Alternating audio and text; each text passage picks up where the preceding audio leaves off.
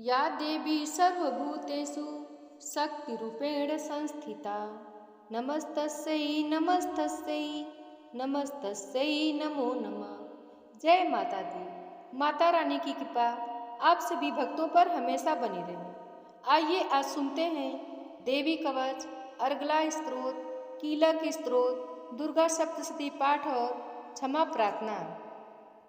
देवी कवच।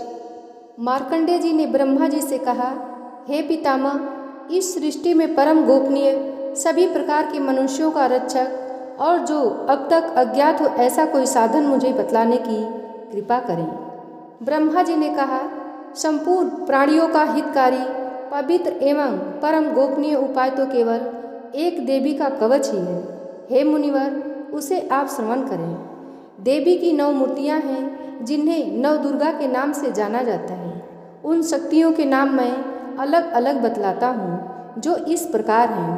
पहला नाम शैलपुत्री, दूसरा ब्रह्मचारिणी, तीसरा चंद्रघंटा, चौथा कुष्मांडा, पांचवा स्कंद माता, छठा कात्यायनी, सातवां कालरात्रि, आठवां महागौरी तथा नवीं सिद्धिदात्री हैं। जो व्यक्ति अग्नि से दग्ध हो रहा हो, रणभूमि में शत्रुओं द्वारा आच्छादित हो गया हो अथवा भीषण संकटापन्न अवस्था में हो, तो वह मनुष्य यदि जग जननी माँ दुर्गा के शरणागत हो जाए तो किसी भी अवस्था में उसका अनिष्ट नहीं हो सकता, वह किसी भी विपत्ति में नहीं पड़ सकता तथा वह शोक, दुख, भय आदि बाधाओं से मुक्त हो जाता है।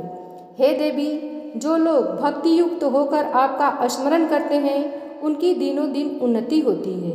हे देवी, अपने आराधक की तुम निश्चय ही रक्षा करती हो। चामुंडा देवी का वाहन प्रेत, वाराही का महिष, ऐन्द्री का ऐरावत नामक हाथी और वैष्णवी का गरुड़ है। माहेश्वरी बैल पर तथा कौमारी मोर पर सवार हैं।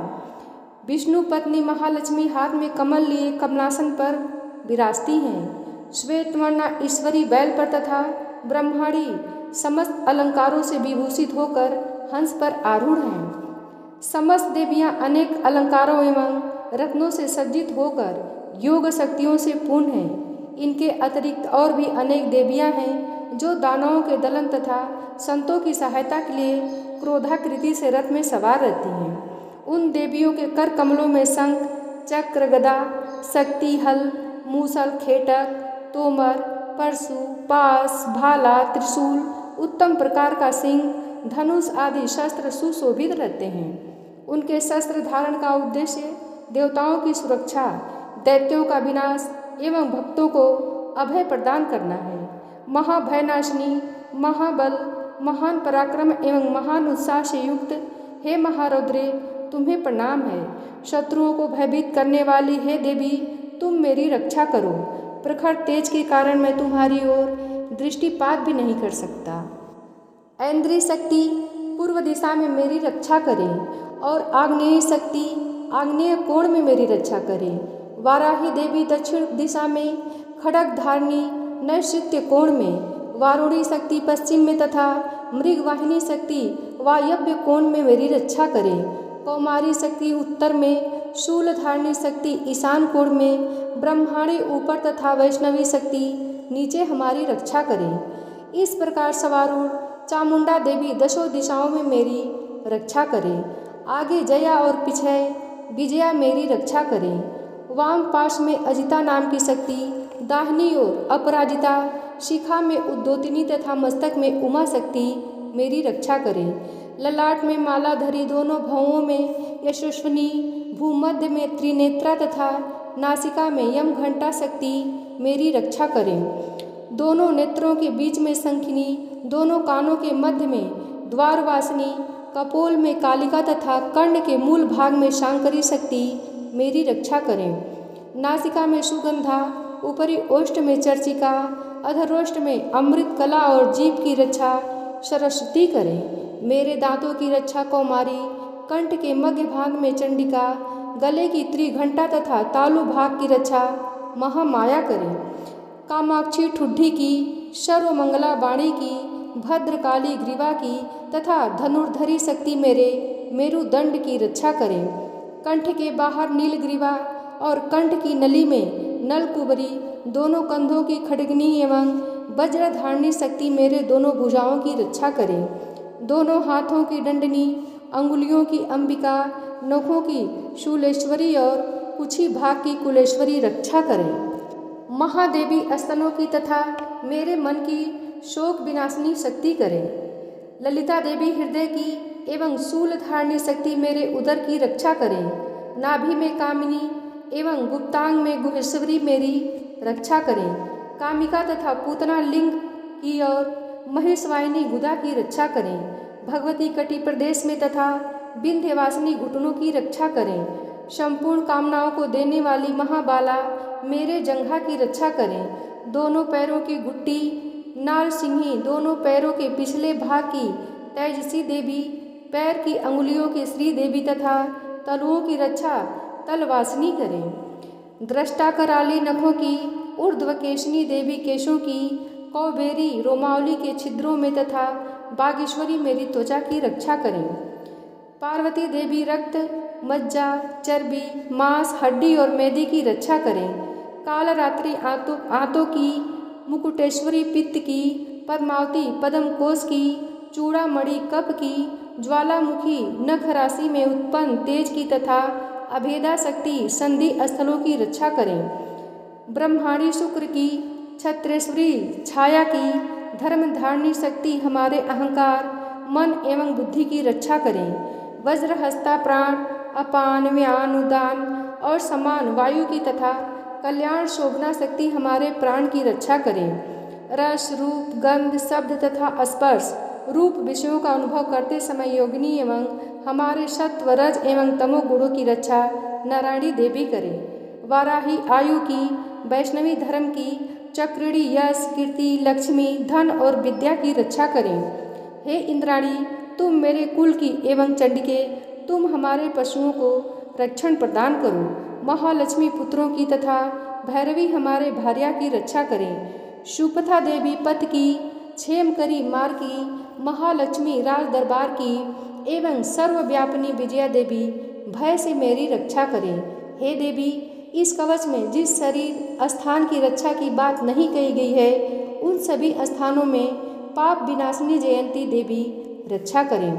कल्याण का इच्छुक व्यक्ति इस कवच का पाठ किए बिना कहीं भी गमन न करे। इस कवच का पाठ करने वाला व्यक्ति जिन जिन स्थानों पर जाता है, उसे उन सभी स्थानों पर धन की प्राप्ति, समस्त कामनाओं की उपलब्धि एवं विजय की प्राप्ति होती है।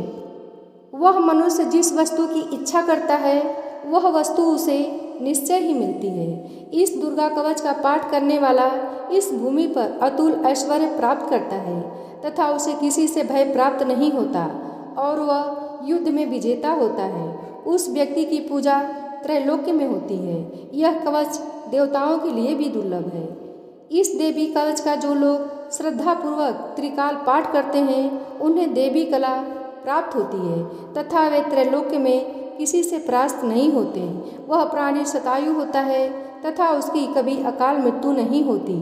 उसकी लूता एक प्रकार का रोग जो सिर में खाज के रूप में होता है, विस्फोटक, चेचक आदि समग्र रोग नष्ट हो जाते हैं। उसे अस्थावर विष, कनेर, भांग, अफीम आदि तथा जंगम विष, सर्प, बिच्छू आदि के दंशन द्वारा उत्पन्न होने वाला विष का प्रभाव नहीं होता।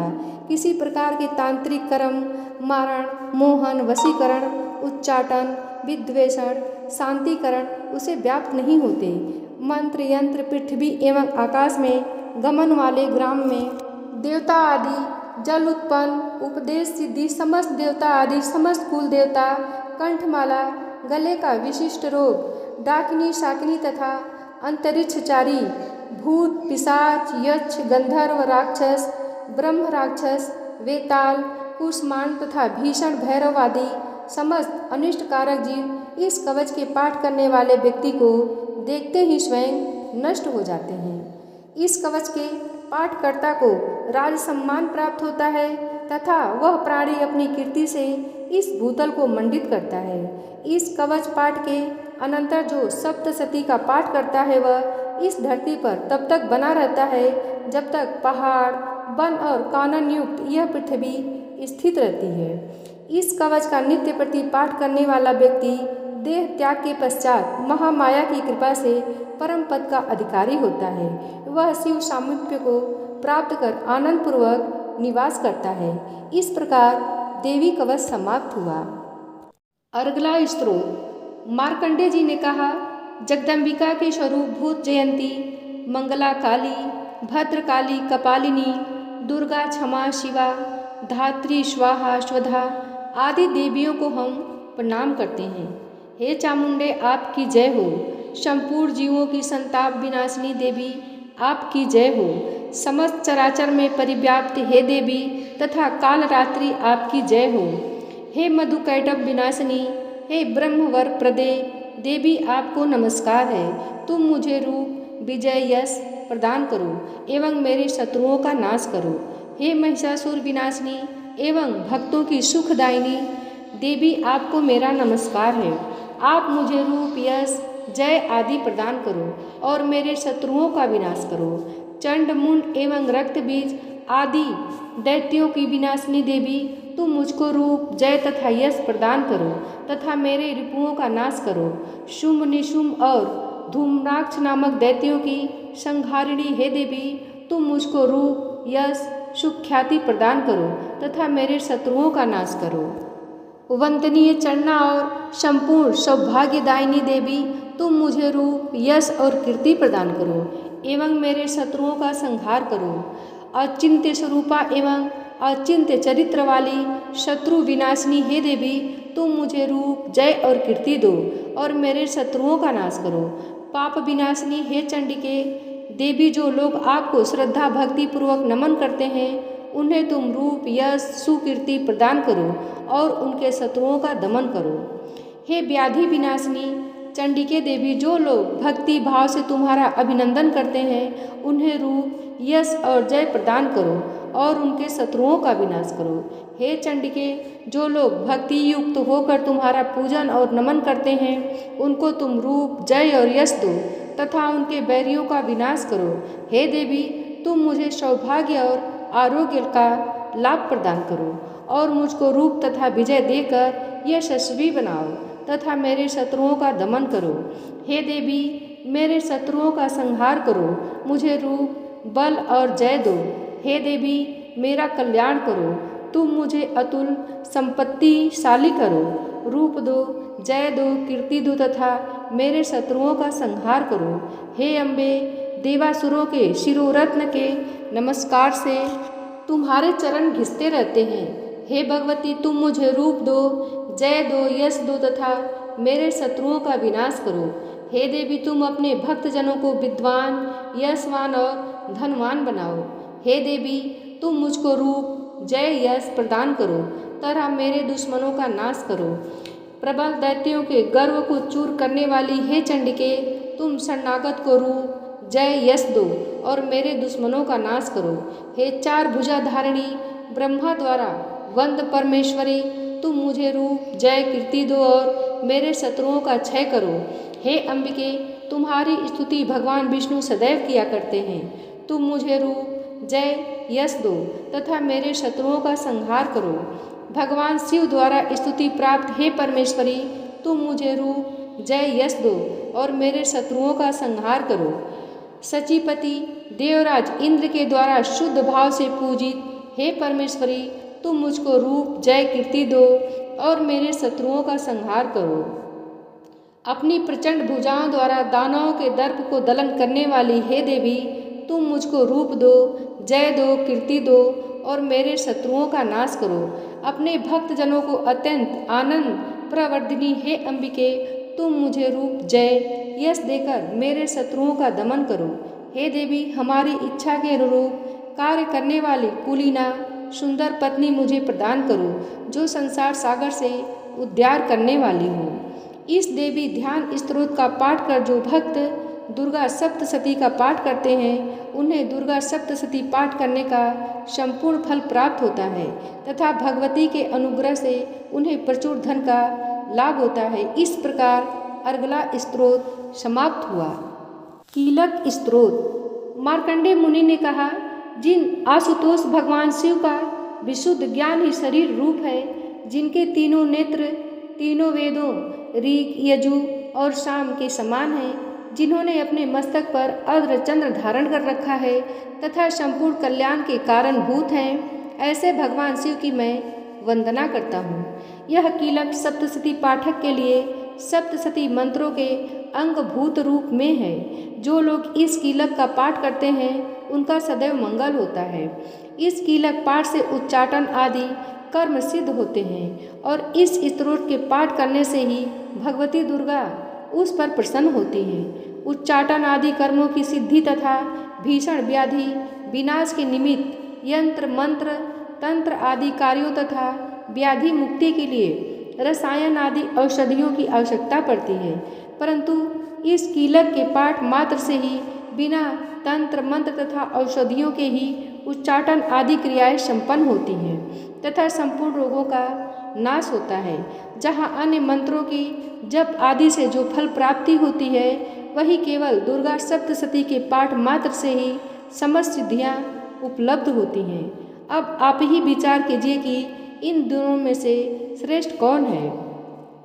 इस शंका रूपी प्रश्न के समाधान में भगवान शंकर ने दुर्गा सप्तशती को ही बताया कि यही दुर्गा सप्तशती सर्वोत्तम फलदायक है। दुर्गा सप्तशती के पाठ मात्र से ही पाठक के पुण्य की अच्छे वृद्धि होती है।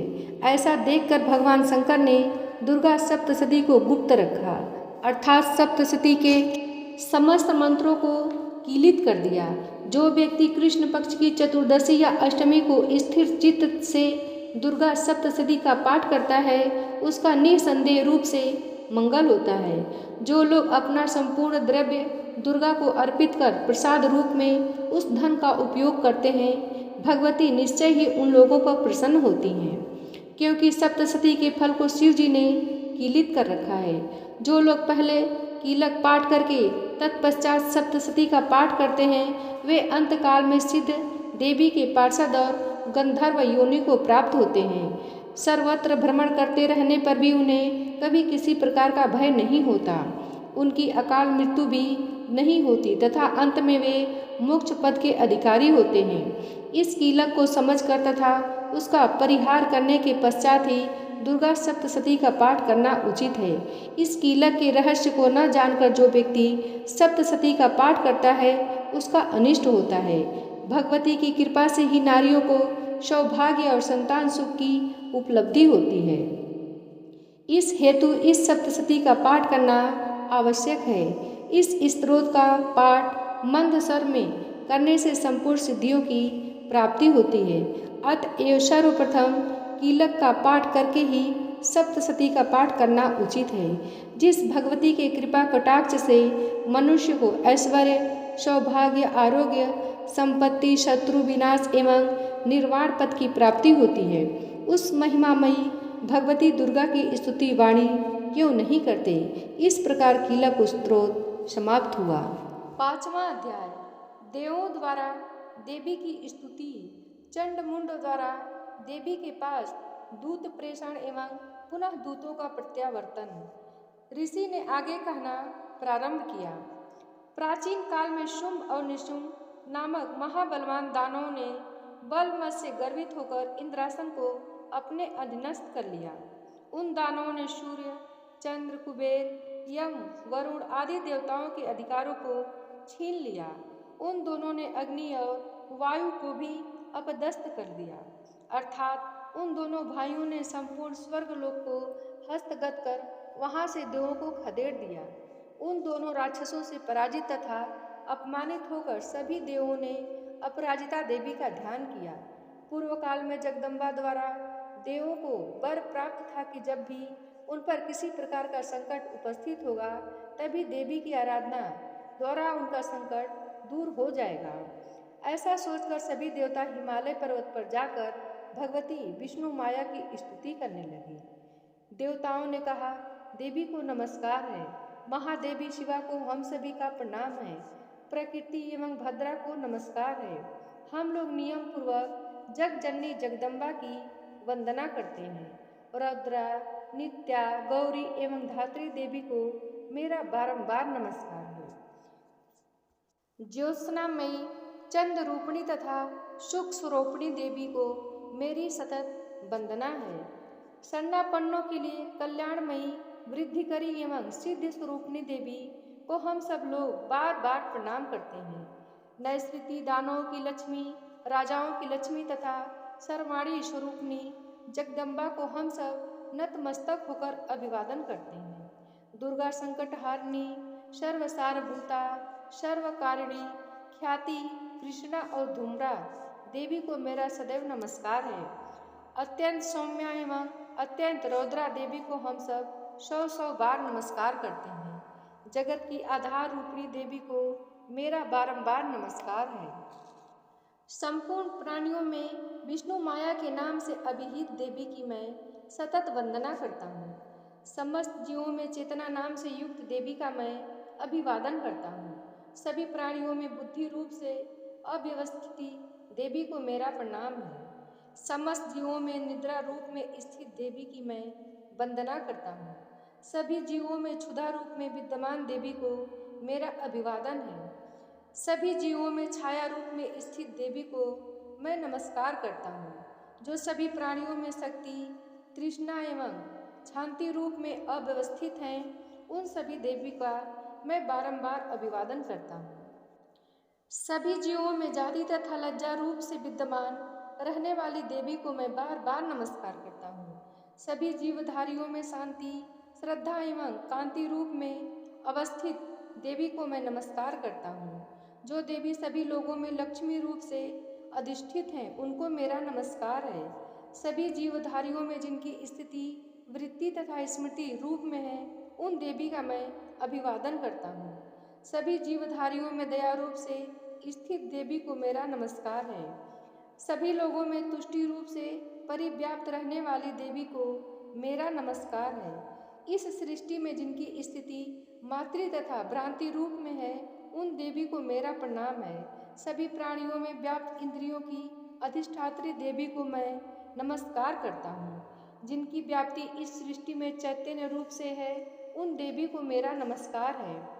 प्राचीन काल में अपनी इष्ट सिद्धि के लिए देवों ने जिनकी स्तुति की थी तथा चिरकाल तक देवराज इंद्र ने जिनका सेवन किया, वह कल्याणदात्री ईश्वरी हमारा हित एवं मंगल करें तथा मेरे पर आई हुई विपत्तियों का निवारण करें। इस समय दैत्यों के अनाचार से पीड़ित होकर हम सभी देवता जिन परमेश्वरी को प्रणाम करते हैं तथा जो व्यक्तियों द्वारा श्रद्धान्वित होकर स्मरण करने से उनके समस्त संकटों का निवारण करती हैं, वे ही जगदम्बा मेरे कष्टों को भी दूर करें।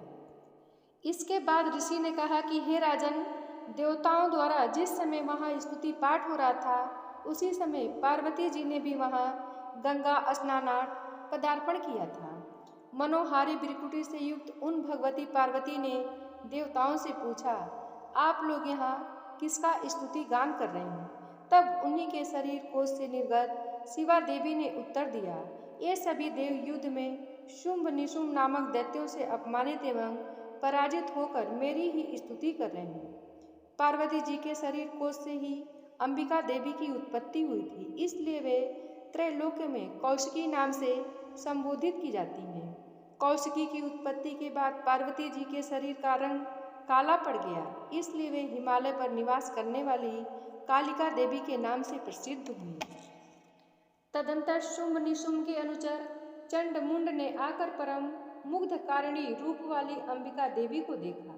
देवी का अवलोकन करने के बाद उन्होंने शुंभ दैत्य से जाकर कहा, महाराज, मैंने हिमालय पर्वत पर एक अति सुंदरी स्त्री को देखा है।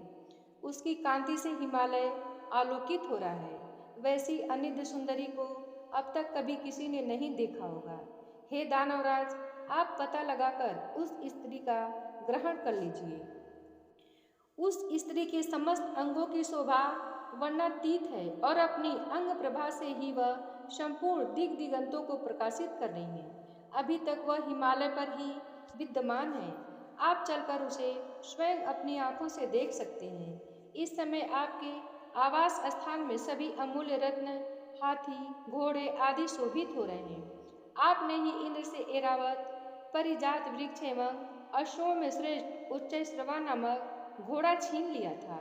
इसके अतिरिक्त हंसों से जूता हुआ ब्रह्मा जी का रत्न जटित विमान भी आपके यहाँ रखा हुआ है।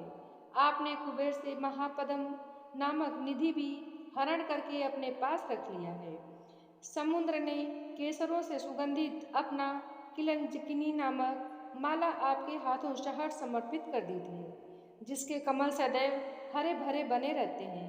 वरुण देव का सोना बरसाने वाला छाता भी आपके घर की शोभा बढ़ा रहा है तथा प्रजापति का उत्तम रथ भी आपके अधिकार में है।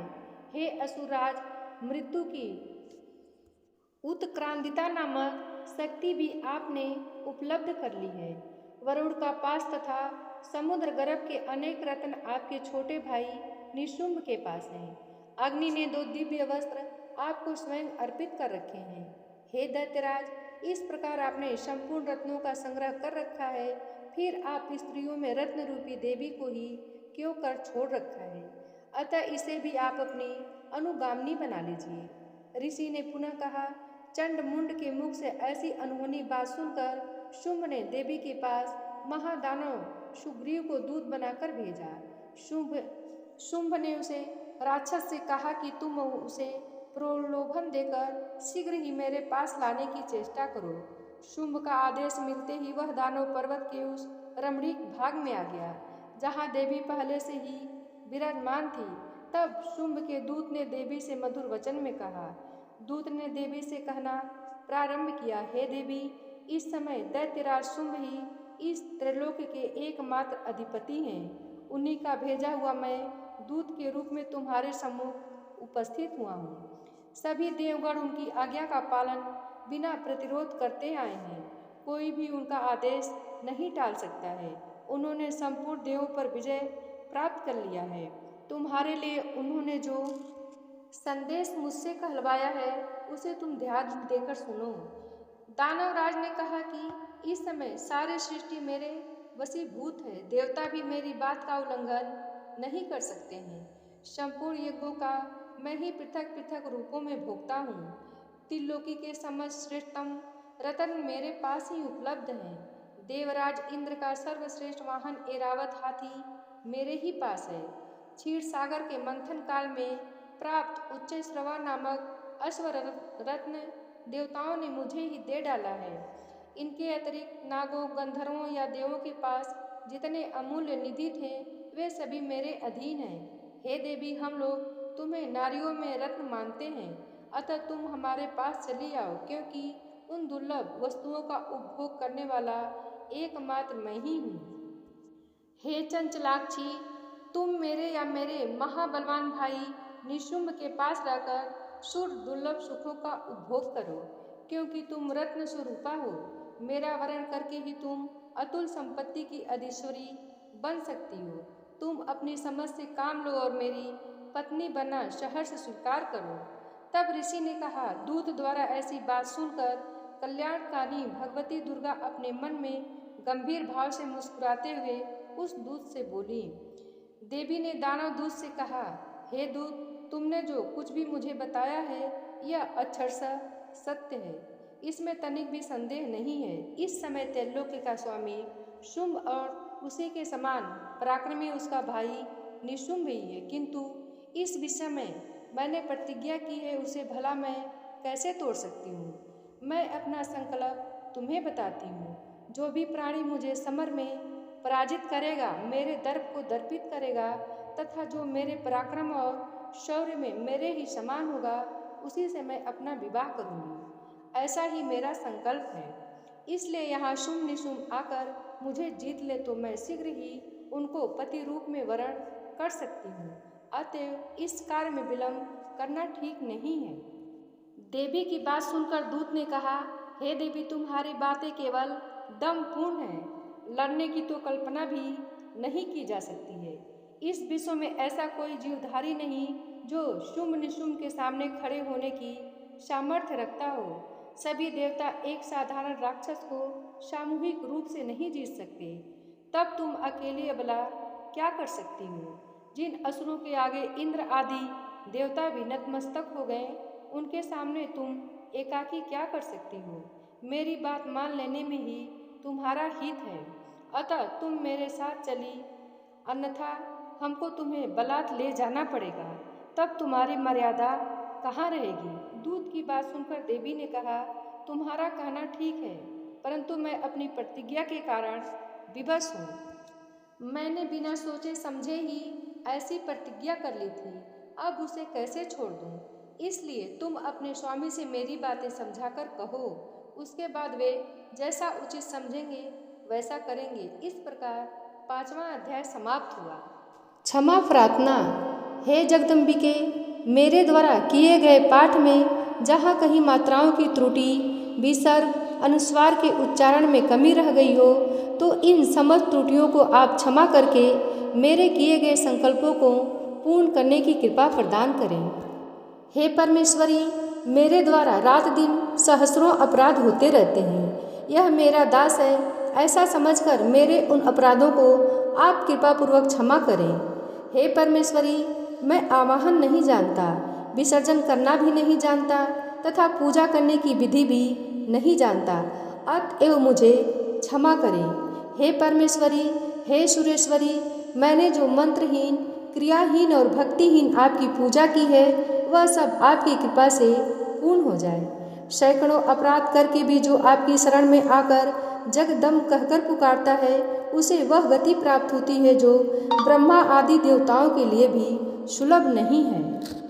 जगदम्बिके, मैं अपराधी हूँ, किंतु आपकी शरण में आया हूँ। इस समय दया का पात्र हूँ, आप जैसा चाहें वैसा करें। हे परमेश्वरी देवी, अज्ञान से, भूल से अथवा बुद्धि की भ्रांति होने के कारण मैंने जो न्यूनता अधिकता कर दी हो वह सब क्षमा करें और मुझ पर प्रसन्न होवें। सच्चिदानंद स्वरूपा परमेश्वरी, जगन माता कामेश्वरी, आप प्रेम पूर्वक मेरी यह पूजा स्वीकार करें और मुझ पर प्रसन्न होवें। हे देवी, हे सुरेश्वरी, आप गोपनीय से गोपनीय वस्तुओं की रक्षा करती हैं। मेरे द्वारा निवेदन किए गए इस जप पाठ को ग्रहण कर आपकी कृपा से मुझे सिद्धि सफलता प्राप्त होवे। इस प्रकार क्षमा प्रार्थना समाप्त हुआ।